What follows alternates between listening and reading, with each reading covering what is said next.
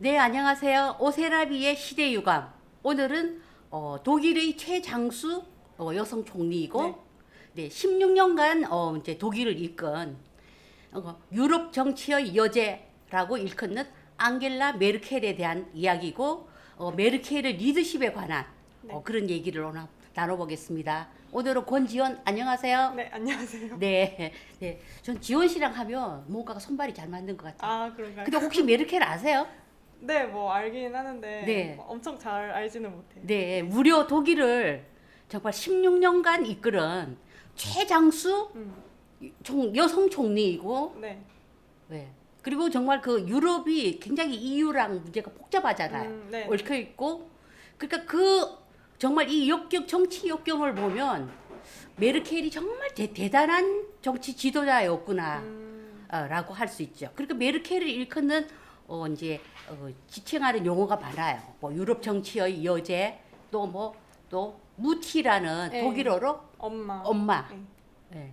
그래서 그 우리가 메르켈을 생각하면 어떤 이미지가 떠오르세요? 그게 여성인데 음, 또 그렇다고 막 너무 이렇게 약해 보이진 않는 좀 네. 강인한 여성? 좀 네. 뭔가 네. 덩치도 살짝 있고 하잖아요. 그렇다 네. 보니까 네, 그런 여성상이 떠오르는 것 같습니다. 네. 그러면서 보면 항상 수수해요. 옷차림새가 네, 맞아요. 예. 수수하고 또 딱 보면 이게 직업 공무원 같은 기분이 들지 않아요? 그죠? 직업 공무원처럼 정말 이렇게 머리도 뭐 그냥 어쩔 때는 막 대충 머리 감고 나오고 아, 네, 네. 철저하게 그 정치를 직업처럼 정말 음, 직업 공무원처럼 그렇게 했던 네. 그런 분인데 우리가 이제 이 메르켈을 알려면은 메르켈의 그 정치 이력을 봐야 돼요. 네. 네. 그러면은 그 이제 앙겔라 메르켈은 2005년에 이제 취임을 해가지고 이제 올해 9월에 퇴임을 해요. 네, 그렇죠. 그 메르켈의 그 소속 정당이 기독민주연합 그리고 네. 우리가 말할 기민연인데 기민연은 이제 당수가 되면은 이제 총리가 되는데 이제 당수에서 물러났어요. 그래서 아, 더 네. 이상은 이제 정치를 하지 않습니다. 자, 그러면은 메르켈은 어떤 사람이냐면은 1954년도에 태어났어요. 아, 네. 예. 근데 우리가 알기로 메르켈은 동독 출신으로 알고 있잖아요. 아, 근데 저도 찾아보니까 태어난 거는 이게 서독에서 태어났는데 네. 바로 이제 좀 동독으로 가서 예, 거의 이제 동독에서 보낸 것 같아요. 그렇죠. 그 1954년도가 동독에 있던 사람들은 막 서독으로 오고 그런 상황인데 오히려 이제 그 메르켈은 서독 함부르크에서 태어나서 다시 네. 동독으로 간 케이스예요. 네. 생후 8개월에 동독을 갔는데 왜 갔냐면은 메르켈이 부친이 동독에서 목사였어요. 네. 시골의 목사였고 이제 메르켈의 모친은 서독에 살고 있었어요. 네, 그래서 그 아버지를 찾아서 다시 역으로 동독으로 들어간 거예요. 아, 예. 근데 이제 우리가 그 당시에 동독은 이제 종교를 탄압을 하고 했지만은 정말 그 신앙심이 부친이 굉장히 깊었던 거예요. 목숨을 걸고 동독에서 목회 활동을 할 정도로 네. 그 정도로 이 집안이 되게 강인한 사람들이었어요. 근데 이제 부모가 다 폴란드계 사람이에요. 아, 네, 네. 폴란드계지만은 다 독일에서 태어난 네, 그런 사람이. 그래서 메르켈은 동독에서 쭉 성장했어요. 사실은 그렇게 뭐 이렇게 평범한 사람이었어요. 평범하게 자랐는데 수학과 물리학에서 뛰어난 영재였어요. 독일의 라이프치히 대학에서 물리학을 전공을 하고 있었어요. 그런데 그때가 언제냐면은 1945년도 되면은 이제 나치 정권이 이제 미리 이제 붕괴를 했던 상태죠. 미리 그러니까 이제 메르켈은 이 전후 독일에서 네. 태어나서 그 어떤 그런 그 양다리를 그 걸치고 있었던 그런 그 시대의 사람이에요. 근데 이제 나치 독일이 1945년도에 이제 패망을 했지만은 동독과 서독은 이제 분리 상태죠. 아, 동독과 네, 서독이 있었으니까 그때가 1946년인데 네. 내왕은 자유로웠어요. 그때 음, 우리처럼 산발선이 그어졌다고 해서 못 오는 게 아니라 네. 그 당시 동독 서독은 왕래는 자주 했어요. 아, 네, 그때는. 그러니까 뭐 동독에 산다고 해서 물론 이제 서독이 이제 경제적으로 많이 이제 성장을 했지만은 네. 동독에 산다고 해서 서독 못 오는 것도 아니에요. 그리고 메르켈의 그 친인척들이 다 서독에 살고 있기 때문에 뭐 왕래하는 거는 지장이 없었죠. 예.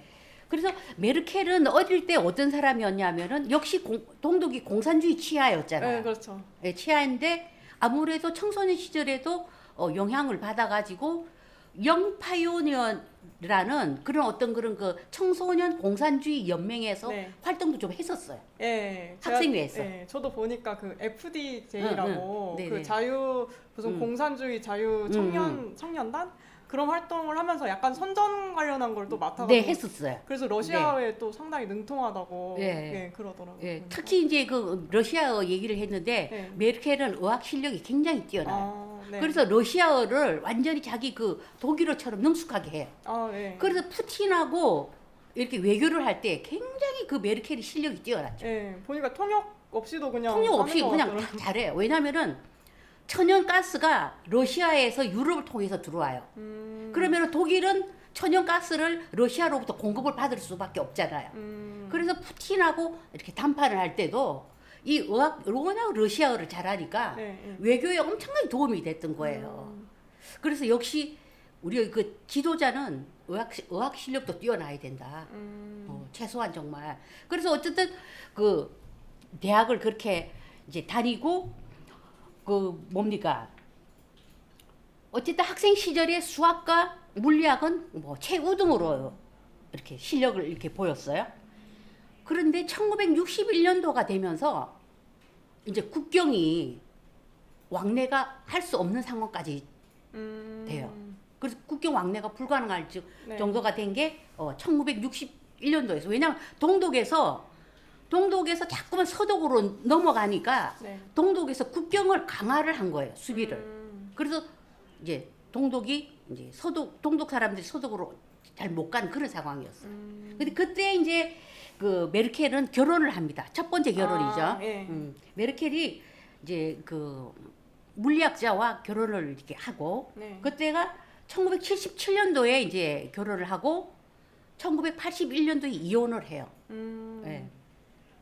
뭐 특별하게 뭐 어떤 그런 게 아니고 학생 시절에 결혼을 했기 때문에 그냥 뭐 헤어지는 것도 그냥 쿨하게 헤어졌다고 그래요. 근데 제가 여기서 질문 한 가지 해볼게요. 메르켈이 이제 결혼을 2번을 했거든요. 예. 근데 이 메르켈이라는 성이 네. 전 남편 성이에요. 예. 저도 그런 그- 걸로 보니까 그렇더라고요. 네. 예. 그 나중에 재혼을 해도 전 남편 성을 그대로 따랐어요. 예. 그렇더라고요. 그래서 그거는 참 그렇게 독특한 이렇게 문화죠. 뭐 예. 메르켈이 독특한 건지는 모르겠지만은 그래서 일단 이혼을 하고 1978년도부터는 그 이제 베를린 과학 아카데미에서 이제 양자 과학 분야에서 연구원으로 그냥 일반 그냥 평범한 연구원이었어요. 그러나 어떤 그런 그 물리학적인 실력은 뛰어나서 이제 1986년도에 양자 물리학으로 이제 박사학위를 받아요. 네. 네. 그 과학자였네요, 완전. 네, 그죠. 완전 과학자예요. 과학자인데 아주 수학 실력이 뛰어난. 그래서 1986년도에 박사 학위를 받아요. 네. 받는데 그 이후에 이제 서독의 상황이 굉장히 급변해요. 왜냐하면은 통일 독일의 작업을 이제 시작을 한 거예요. 그 당시에 네. 이제 헬무트 콜 총리라고 네. 독일에서 최장수 또 총리가 이제 헬무트 콜 총리예요. 아, 16년간 재임을 한 네. 그런 이제 콜 총리가 기독민주연합 기민련의 이제 총리가 되면서 1982년도에 네. 총리가 되면서 이제 통일 독일에 대한 작업이 이때부터 시작이 돼요. 예. 네. 그러니까 이제 메르켈은 동독에서 이제 여전히 살고 있었고, 예. 그리고 1989년도에 서독이 이제 그 여행 제한을 좀 해제를 합니다. 이제 서독에서 동독으로 가는 것도 조금씩 이제 완화가 되기 시작해요. 여행이 이제 제한이 해제가 되기 시작하고 이제 1989년도가 되자 그 유럽이 대격변이 일어나요. 네. 왜냐하면 공산주의 체제가 붕괴하기 시작했거든요. 그 당시에 이제 그 어디입니까? 그 이제 소련이 이제 막 네. 무너지기 시작한 거예요. 그때부터 1989년부터. 그리고 이제 이 독일 동독과 서독이 통일 조약을 이제 합의를 한 게 1990년도예요.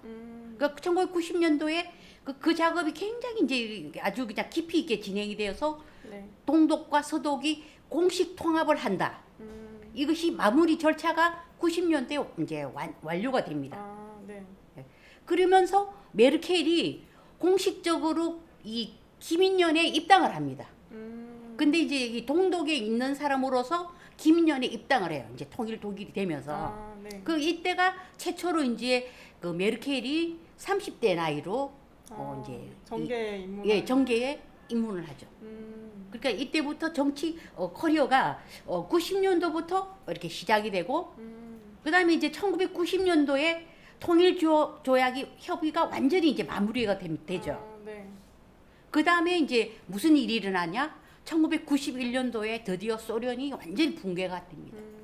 그때 우리나라도 뭐 이때 운동권들이 완전히 그때 진짜 말하자면 막 다 산산 조각 났다고.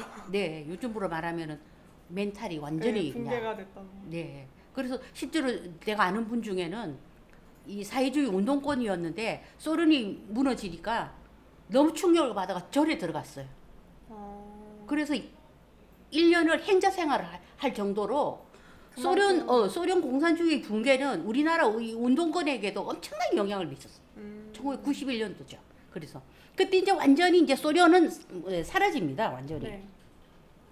이제 그러자 이제 1991년도에 이 헬무트 콜 총리 그러니까 기민연의 거기서 이제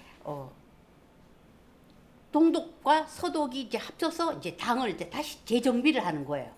그럴 때 메르켈이 이제 물론 그 전에 이제 입당을 했지만은 네. 최초로 여성 청소년부 장관이 임명이 돼요. 그러니까 35살 나이에. 네네 그때가 나이가 35이면 정말 젊은 나이죠. 네, 그렇죠. 네. 엄청 젊죠. 예, 그러니까 어떻게 생각해 보면 메르켈은 굉장히 순조롭게 정계 입문했다고 볼 수 있죠. 동독 출신이고 그래서 어쨌든 동독 출신으로서의 어떤 그런 그 약간의 어드밴티지도 좀 있었겠죠.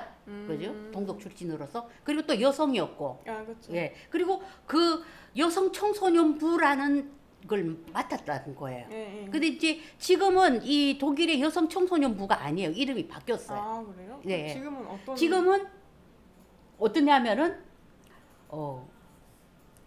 가족, 노인, 여성 청소년부. 예, 그러니까 다 넣어가지고 가족, 여성, 노인, 청소년부.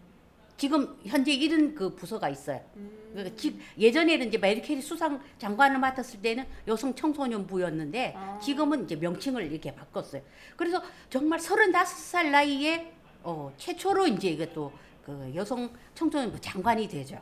그래서 그 당시에 뭐 이렇게 그 기민연에서는 뭐 조금 좀 비토하는 세력도 있었다 그래요. 왜냐하면 또 동독 출신이고 또 여성이고. 그리고 지금으로 말하면 저 여성 할당제? 약간 그런 느낌으로. 여성 가산점? 여성과 약간 좀 그렇죠. 소수의 그런 네네. 느낌으로. 그리고 그런 것도 사실 없지 않아 있었어요. 그렇지만 만약에 메르켈이 거기서 머물렀다면 큰 정치인이 될 수 없었겠죠. 그렇죠. 근데 그 이후에 메르켈이 정말 그 실력을 이제 정말 보여주기 시작한 거예요. 그런데 철저하게 정말 그 수수한 그런 옷차림에 정말 그 공직자로서 메르켈은 정말 안성맞춤인 여성이었던 거예요. 공직사회. 너무나 성실하고 오직 자신의 그 일을 위해서 열심히 하고 그리고 그래서 이제 1990년이 지나고 나서 환경 문제가 이제 대두되기 시작한 거예요. 네. 네. 그 우리도 환경운동연합 이런 그 우리나라 단체들도 그렇죠. 예. 90년 그 중수경이 막 생기기 시작하고 뭐 이렇게 기후 협약이라든가 뭐 스톡홀름 뭐 협약 뭐 이런 기후 문제가 이제 기후 환경 문제가 대두되기 시작한 네. 거예요.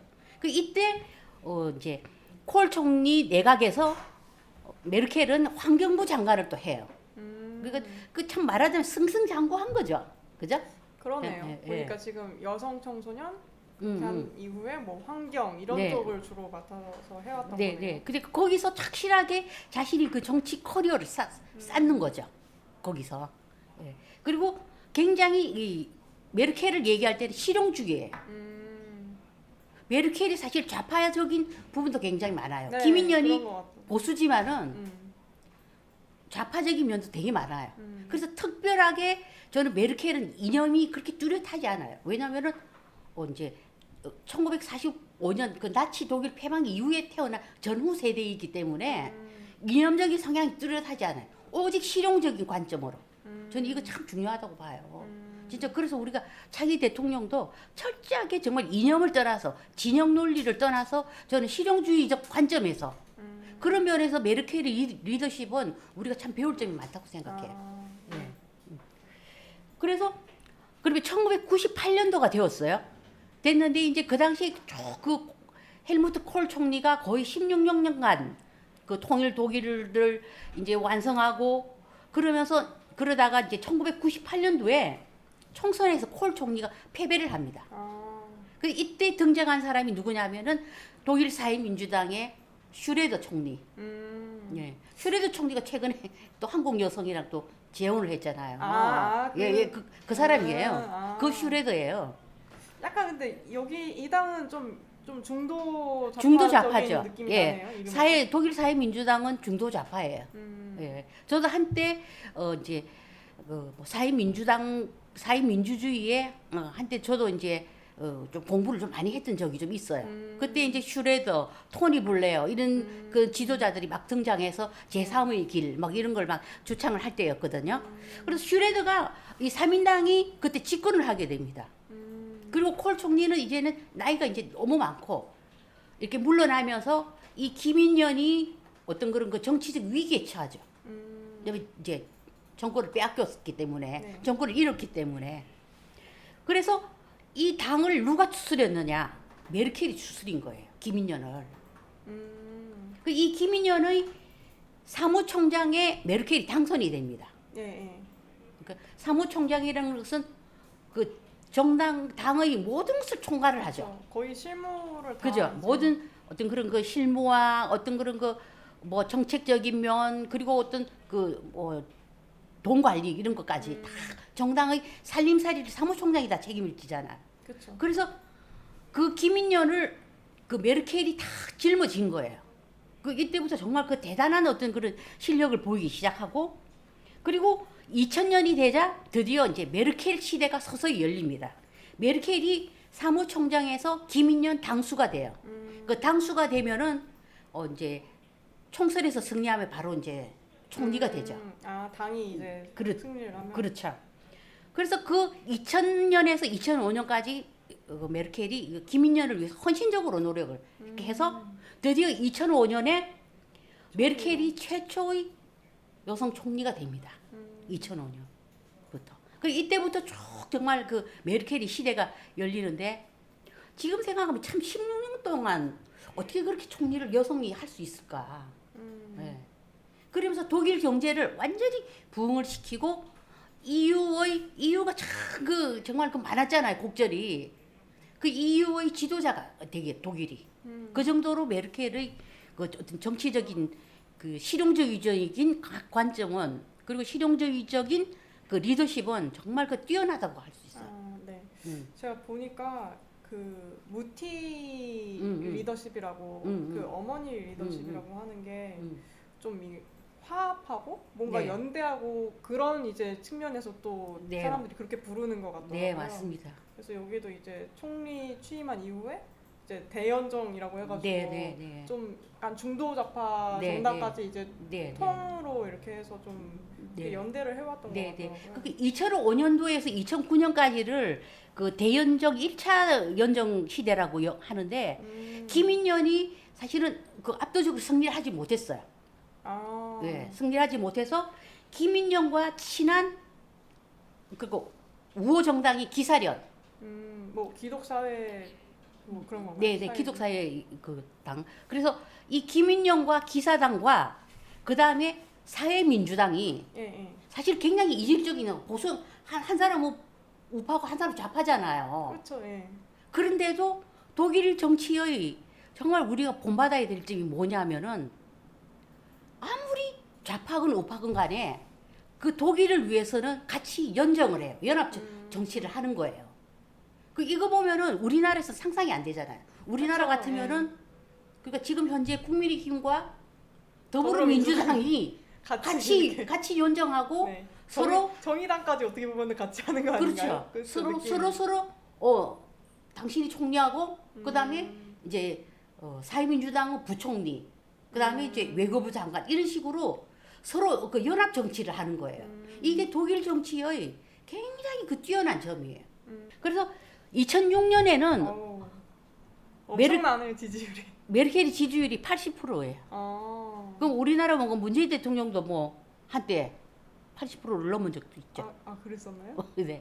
그런데 80%가 되었지만 독일 경제가 엄청나게 부흥한 2006년 그때부터 시작해가지고 2009년까지 독일 경제가 정말 날개를 달았어요.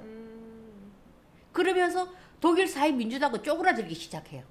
독일 사회민주당은 독일에서 가장 오래된 정당이고 유럽에서 가장 오래된 정당이 독일 사회민주당이에요. 1980년, 1880년대부터 이 독일 사회민주당이 있었거든요. 그런데 메르켈의 그 어떤 그 정치 지도력 앞에는 독일 사회민주당이 쪼그라들기 시작. 지금도 마찬가지. 그때부터 독일 사회민주당은 집권을 못했어요. 완전 불임 정당이 돼버린 거예요. 그냥 이제 네. 연대의 대상일 뿐이지 네, 뭔가 네. 주도권을 잡아서 네, 그렇지만 항상 하지는 연정의 못한다. 대상이긴 해요. 독일 사회민주당 워낙 뿌리가 깊고, 네, 그리고 독일하면 또 뭐 마르크스주의가 또 워낙 또 기본적으로 있고. 네. 네. 그런데 2009년이 되니까 이제 큰 세계적인 사건이 터집니다. 그게 바로 글로벌 세계 금융위기죠. 예, 금융위기가 그때 터지면 우리도 금융위기의 여파가 굉장히 컸었고, 특히 EU 같은 경우에는 엄청나게 이게 이제 그 경제적으로 타격을 입은 거예요. 네. 그때 이제 독일 경제가 마이너스 3.6%였어요. 완전 마이너스 성장인 거죠.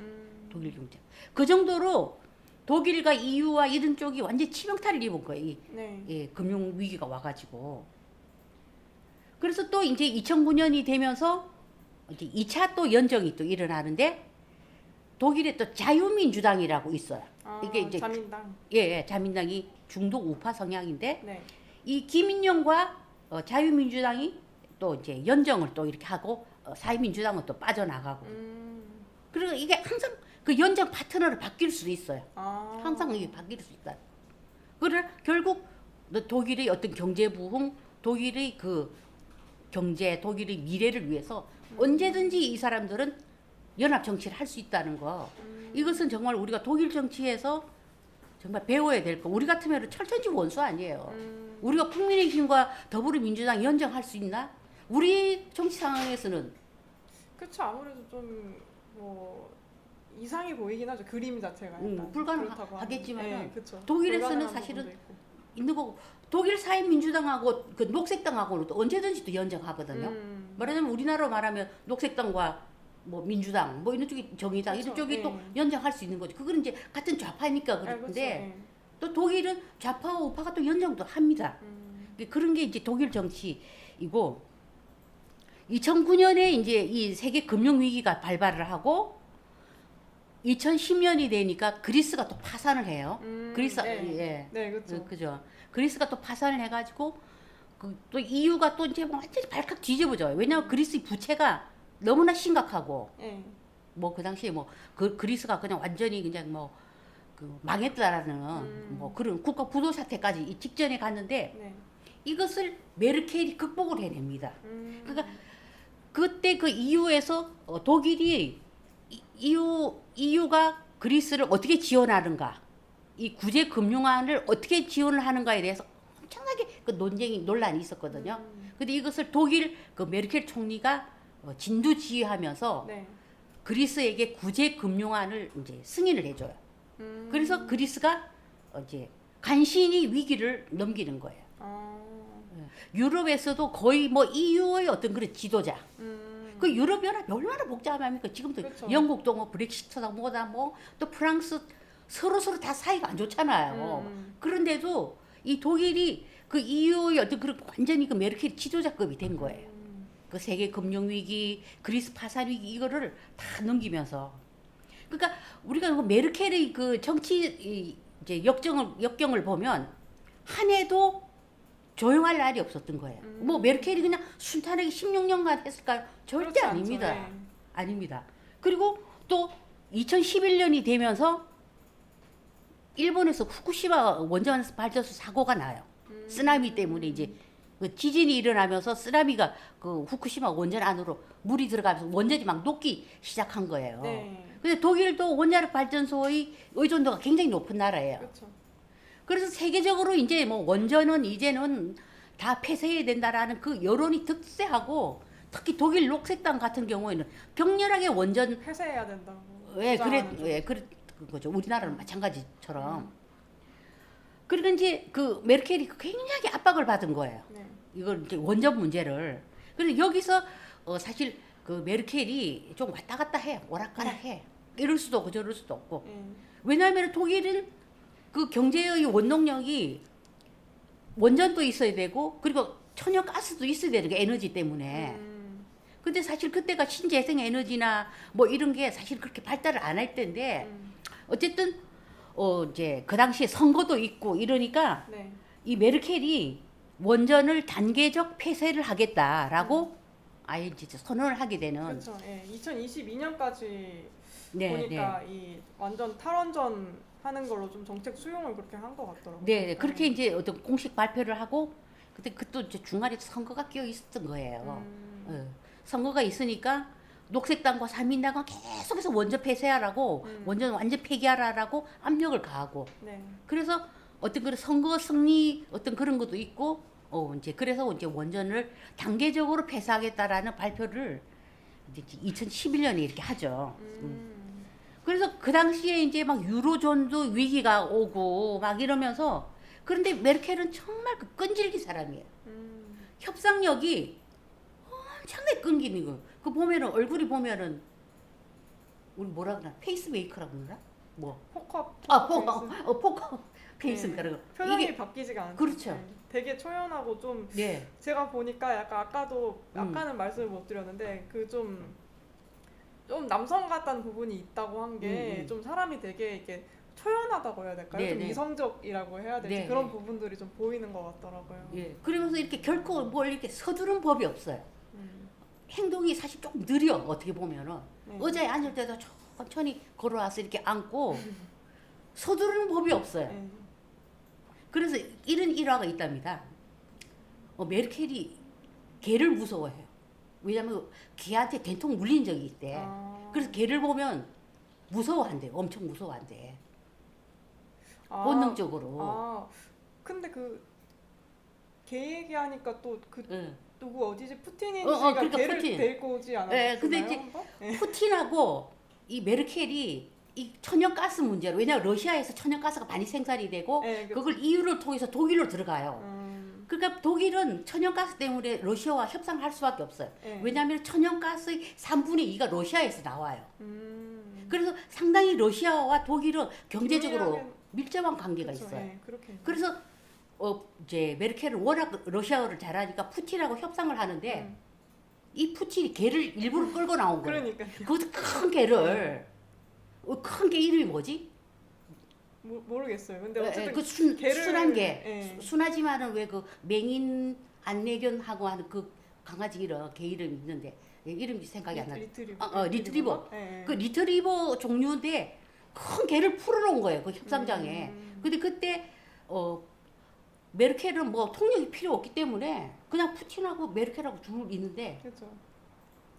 나중에 푸틴을 잡아댔대. 자기는 일부러 그렇게 개 데리고 온 게 아니다. 근데 그때 하여튼 개 때문에 엄청 당황해하는 그게 생각이 나가지고. 예. 근데 푸틴이 그 협상대 개를 데리고 나온 거예요. 그렇죠. 예. 그러니까 저는 푸틴이 어떤 그런 기선제압. 왜냐면 협상을 하려면 예. 상대의 길을 꺾어놔야 되니까 어떤 그런 것도 있는 거예요. 그리고 또 푸틴이 또 뭐 푸틴이 마초 아니에요 또. 그러니까 근데 그 자리에서 메르켈이 당황하지 않았죠. 조금 당황했는데 네, 그러니까요. 약간 그걸 좀- 꾹 참은 거예요. 걔한테 트라우마가 있는 사람이 예.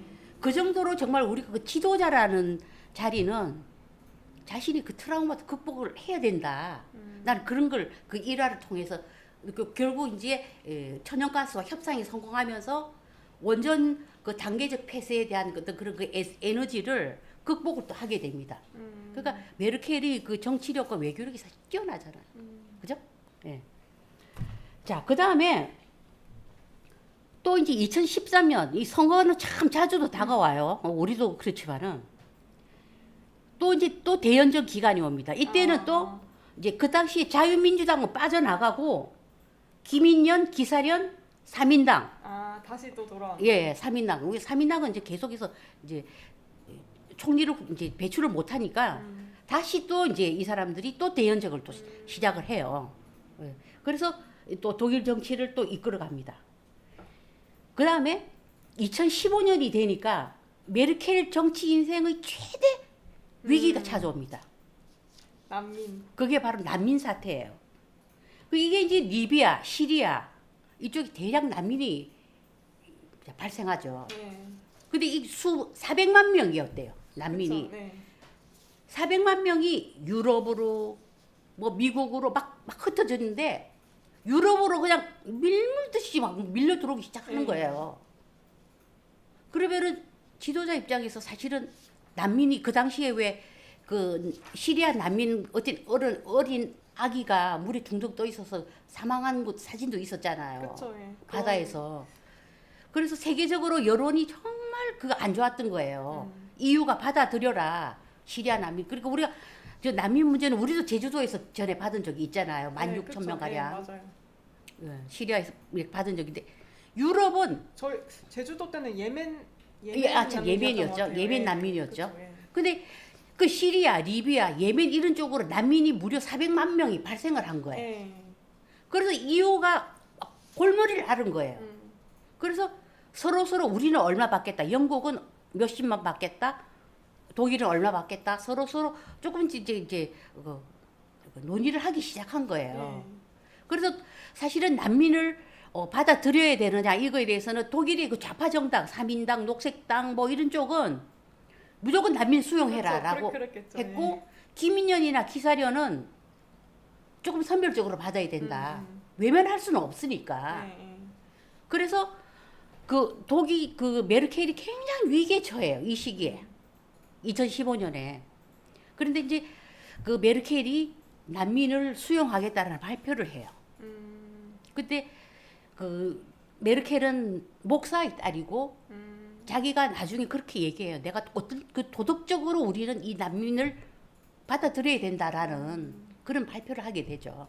그래서 독일이 이 시리아, 리비아 난민을 대거 수용을 하게 됩니다. 네, 맞아요. 그래서 저도 찾아보니까 지금 2015년부터 네. 2020년까지 누적 난민이 독일에만 200만 명 정도 된다고 하더라고요. 네. 그래서 그 당시 이제 메르켈이 우파에게서는 엄청난 비난을 많이 받고. 네. 그리고 그 기민당 같은 경우는 2013년 이제 지지율이 네. 그 처음 이게 총선 2014년 총선보다 그 이제 난민 사태 이후에 네. 한 10% 포인트 정도 하락해서 네. 굉장히 떨어지고 네. 오히려 그 대한 우파 정당 그 네, 독일을 위한 대안이라는 정당이 있거든요. 근데 있어요. 거기가 이제 네. 13년 총선 때는 4%대 지지율이었는데 네. 이 16년도 당시 이제 되니까 네. 12.5%까지 지지율이 상승을 해가지고 네. 예. 그 프랑스도 마리 르펜이 이끄는 그렇죠. 예, 국민전선. 국민 사실은 뭐 극우라고 그러지 사실은 그 마리 르펜은 극우는 아니에요. 그 우리가 말하는 제가 보니까 그 유럽에서 극우라고 칭하는 게 난민 문제. 맞습니다. 그 문제에서만 이제 극우라고 난민을 칭하고. 수용하느냐 거부하느냐에 따라서 극우냐 예. 아니냐를 이렇게 가름하는데 마리 르펜은 거기에 대해서는 이제 자기 강경하죠, 굉장히. 입장이 확고하죠. 그래서 극우라고 그러는데 사실 마리 르펜은 그렇게 극우도 아니에요. 그것도 그렇고 국민전선 자체가 보니까 좀 이 경제나 이런 쪽으로는 뭐 주에 뭐 몇 시간이라고 이런 문제에 대해서는 거의 한국의 정의당 그렇죠. 수준의 그런 주장을 하더라고요. 그래서 자꾸 프랑스 마리 르펜 국민전선을 자꾸 우리나라 사람들이 극우라 그러는데 난민 문제만 좀 완강하지 그 나머지는 사실 극우다 아니에요. 우리는 맞아요. 비판하면 극우 일배 막 이렇게 얘기하잖아요. 정말 저는 이런 진영 논리가 사실 저한테도 제가 페미니즘을 비판하니까 극우다 일배다 이래요.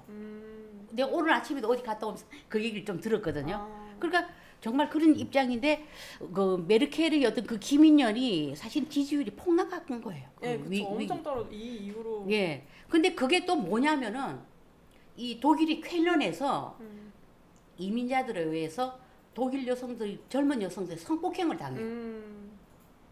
그리고 이 문제가 사회적으로 엄청나게 컸거든요. 네. 이게 이 비슷한 일이 사실 영국에서도 일어나고 있었어요. 너무 난민들이 막 밀려 들어오니까 이제 난민촌이 있을 거 아니에요. 그렇죠. 근데 이제 이런 사람들이 이렇게 다니면서 어떤 그런 그 성폭행 문제도 일어나고 이러면서 메르켈이 사면초가에 빠진 거예요. 근데 이때 또 문제가 됐던 게 음. 여기다 대고 우리는 할 수 있다. 좀 음. 이런 식의 약간 그래서 사실 이 무티 리더십이라는 게 굉장히 온화하고 좀 이게 긍정적인 면도 있지만 약간 또 그래가지고 이때 보니까 제가 또 다른 기사를 찾아보니까 이때 이래서 신조어가 생겼는데 이제 메르켈하다라는 표현이 생겼다고 네네, 하더라고요. 네, 이렇게 네. 약간 좀 심각해 난민 문제가 너무 심각해지니까 네, 어떤 맞아요. 우유부단함 좀 네, 이런 네. 나쁜 측면으로는 또 그런 말도 예, 있었을 정도로 정말 그 모두를 만족시킬 수가 없는 거죠. 난민이 정말 그 수백만 명, 이렇게 막 밀려 들어오는데 받아들이지 않으면은 인도적인 문제, 도의적인 문제에서는 또 뭐 자유로울 수가 없는 거예요. 예, 그래서 그 이제 메르켈이 그 최대의 그 위기가 2015년 그 난민 문제였다고 그래요. 예. 그래서 어쨌든 우파 좌파에 다 미움을 받은 거예요. 예, 그렇죠. 모두를 그때 만족시킬 수가 없었으니까. 예. 그래서 정말 그 정치의 어떤 그 리더십이 정말 그 험난하다. 예, 그런 걸 알 수 있어요. 그리고 이제 막 쾰른에서 성폭행 사건이 막 일어나고 이러면서 메르켈도 이제 그 이민 정책에 대해서는 무조건 다 수용하자는 게 아니라 예. 조금 이제는 그 어떤 그 선을 긋기 시작했죠.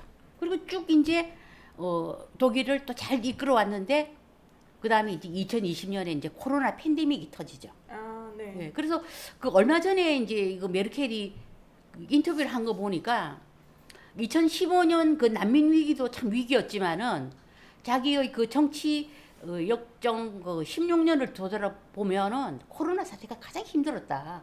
정말. 예. 그러면 코로나가 정말 그만큼 또 이게 엄청나게 지도자로서는 네, 되게 네. 도전을 그렇죠. 하게 만드는 네, 그런 네, 거였나 예. 보네요. 그리고 2021년 그리고 올해 이제 9월 달에 이제 메르켈이 이제 정식으로 이제 퇴임을 정계에서는 이제는 퇴임을 하게 되는데 정말 그 동독과 서독이 분리된 상황에서 그 전후에 태어나서 그 정말 이렇게 숱한 위기를 거치면서 저는 이 메르켈에 대한 저는 공간은 있다고 봐요. 메르켈에 대해서 굉장히 비판적인 입장도 저는 알고 있거든요. 네. 요즘도 비판하는 게 뭐 중국의 어떤 그런 거 뒷도를 뭐 그쵸, 야 그런 노래 뭐 있죠, 있다 있죠. 뭐 이런 그 메르켈에 대해서 중국 문제에 대해서는 또 메르켈에 대해서 비판하는 사람도 굉장히 많아요. 많고 그렇지만은 저는 어떤 그런 지도자는 다 공과가 있단 말이에요.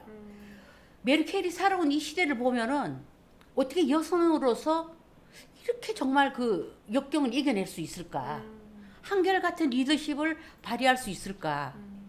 저는 이런 그 지도자급은 저는 오히려 그 영국의 마가렛 대처보다도 저는 메르켈에게 더 점수를 주고 싶어요. 지원 씨는 어때요? 저 같은 경우가 사실은 굉장히 그 비판적인 전 입장인데 네네. 뭐 이게 제가 쭉 보니까 그 공작원 같은 경우도 중국의 공작원 같은 경우 그 유럽 이렇게 유로에서는 네, 이제 네. 또 최초로 그렇게 가가지고 또 참석을 해서 네, 공작화가 만들어지는 네네. 걸 또 보고 했는데 네. 지금 여기 난민 관련해서도 뭐 이 입장에 좀 변화가 있었지만 그 공작원 관련해서도 제가 최근에 보니까 요새는 또 퇴출을 하는 분위기인 네, 것 네. 같더라고요. 요즘에는 이제 예, 예. 독일에서 근데 네. 저는 그런 걸 보면 아 뭐 지금 와서 뭐 그런 방향을 우회한 것에 대해서는 뭐 긍정적으로 볼 부분도 있지만 사실 네. 그 난민 문제가 네. 저는 그 너무 컸다고 생각을 해요. 네, 네, 왜냐면은 컸죠. 예, 네. 그것 때문에 너무 사회 혼란도 많아지고 또 독일이 결국에는 독일에서 가장 많이 받았잖아요 처음에. 그리고 네, 그렇게 네. 또 이렇게 수용을 하고 그렇죠. 그 이후로 그 이후로 유럽에 퍼진 혼란이 맞습니다. 사실은 너무 그게 막대하기도 하고 네네. 사실 그 좀 어떻게 보면 이제 화합의 리더인 것은 맞는데 제가 네, 조금 네. 이게 정치적으로 네, 네. 화합의 리더인 것은 맞는데 그 어떤 뭐 연정이라든지 화합으로 인해서 제가 생각했을 때 오히려 좀 더 대한우파 네. 세력이 나오는 토대가 오히려 더 만들어진 부분도 있지 않나. 예, 그리고 이제 우리가 그 멀티컬처리즘이라는 그 다문화주의가 예. 사실은 이런 난민이나 이민 문제하고 다 같이 이렇게 결부되어 있거든요. 그래서 음. 유럽이 이 다문화가 그냥 다 이렇게 되면서 그 유럽 자체가 굉장히 그 정체성 혼란에 빠지고 있고, 그리고 이제 기독교가 기독교 정신이 퇴조를 하고, 예. 그리고 기독교 정신을 점점 잃어버리고 음. 영국 같은 경우에는 이제 난민들이 많이 오면서 또 아이를 많이 낳잖아요. 그래서 영국에서 신생아가 태어나면은 가장 흔한 이름이 무하마드래요.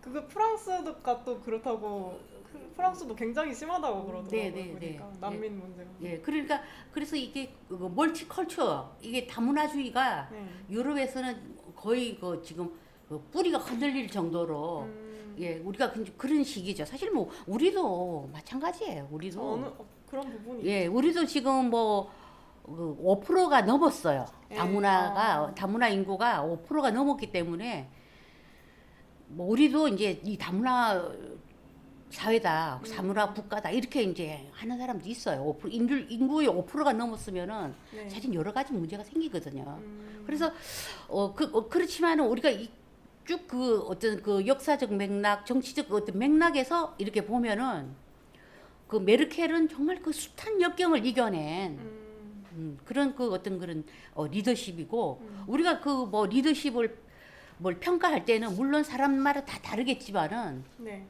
저는 메르켈 정도의 어떤 그 여성으로서 리더십을 보여준 사람이 일찍이 저는 없었다. 과연 메르켈 같은 지도자가 나올까? 제가 다음에 할 사람이 대만의 차이잉원이거든요. 네. 예. 사실 조금 비슷해요, 두 사람이. 아, 굉장히 비슷한 면이 있어요. 네. 예. 그래서 음. 참 그 보니까 대처 총리도 저 굉장히 좀 그 오래 또 집권한 여성 총리로 알고 있는데 그보다 훨씬 또 오래 네, 네. 하기도 하고 최연소 장관, 네. 뭐 최연소 총리 이런 타이틀들이 굉장히 또 많은 거는 확실한 것 같더라고요. 메르켈 네, 네. 총리 자체가. 네, 네, 네. 그리고 뭐 역사는 사실은 뭐 후세대가 평가를 하는 거기 하지만은 우리가 메르켈의 그 정치 16년간 총리를 하면서 그 정치 이력에 대해서는 우리가 정말 그 배울 점, 우리가 참고할 점, 받아들일 점이 참 많은 저는 여성 정치인이었다. 정말 대단한 저는 그 여성 정치 리더십이라고 봐요. 물론 비판하는 입장은 있겠지만은 네. 네. 오늘은 그러면은 이 정도로 마칠까요? 네. 네. 네. 오늘은 앙겔라 메르켈 총리의 리더십에 대해서 말씀드렸습니다. 네. 시청해 주셔서 감사합니다. 감사합니다.